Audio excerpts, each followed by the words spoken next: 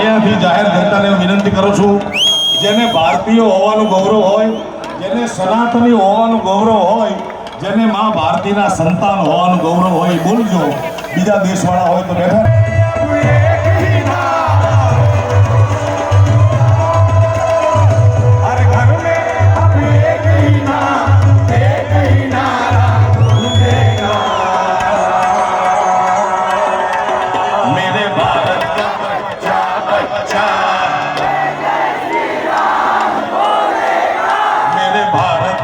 बच्चा बच्चा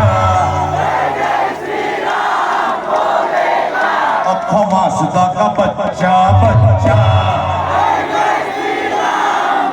जय जय श्री राम।